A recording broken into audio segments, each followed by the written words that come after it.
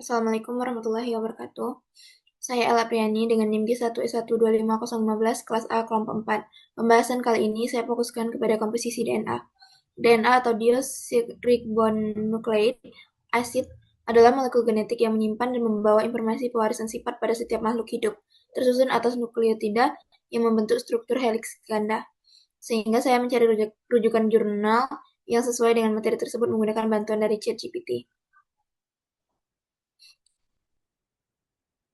Berdasarkan bantuan ChatGPT, saya menemukan jurnal yang berjudul DNA Methylation Profiling at Base Pair DNA Methylation Profiling at Base Pair Resolution Unique Epigenetic Picture of Early Onset Colorectal Cancer in Underrepresented Population Resolution Rebels, yang menurut data skema Jurnal Rank atau SGR tahun 2024 memiliki nilai SGR sebesar 1,833 dan berada pada kuartil Q1. Setelah menemukan jurnal yang direkomendasikan, saya mengunduhnya melalui Skyhub dengan bantuan doi. Karena jurnal yang saya gunakan ditulis dalam bahasa Inggris, sehingga saya menggunakan bantuan penerjemah untuk menerjemahkannya ke dalam bahasa Indonesia. Setelah diterjemahkan ke dalam bahasa Indonesia, jurnal saya berjudul Profil Metilasi DNA pada Resolusi Pasang Bahasa mengungkapkan fitur epigenetik unik dari kanker kolorektal awal pada populasi yang kurang terwakili. Dengan bantuan GPT pada jurnal DNA, Methylation Profiling at Base Pair Resolution Ripple Unique Epigenetic Picture of Early Onset Colorectal Cancer in Underrepresented Population, di mana berdasarkan hal tersebut saya tertarik untuk membahas masalah sebagai berikut. Mengapa gen metabolik seperti APOL3 dan MFAP2 yang mengalami hipermetilasi pada pasien minoritas berhubungan dengan risiko EOCRC, dan bagaimana farmasi dapat mengembangkan strategi terapis berbasis nutrisi atau epigenetik untuk menurunkan risikonya. Dengan menggunakan jurnal lain yang lalu saya akan menjawab permasalahan tersebut menggunakan jurnal lain yang direkomendasikan oleh GPT sebagai pembanding. GPT merekomendasikan jurnal Single Cell and Spatial Resolved Profiling Reveals Cancer-Associated Fibroblast Heterogeneity in Colorectal Cancer Metabolic Subtypes, yang berasal dari Journal of Translational Medicine. Dengan SGR Q1. Melalui jurnal Single Cell and Spatial Resolved Profiling Reveals Cancer-Associated Fibroblast Heterogeneity in Colorectal Cancer Metabolic Subtypes, direkomendasikan GPT, saya berhasil menemukan jawaban atas permasalahan yang dibahas.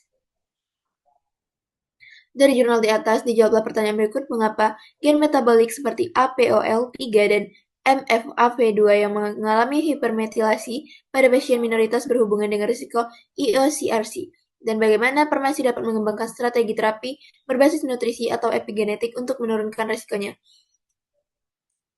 Yang pertama, mengapa hipermetilasi APOL3 dan MFAP2 berhubungan dengan EOCRC?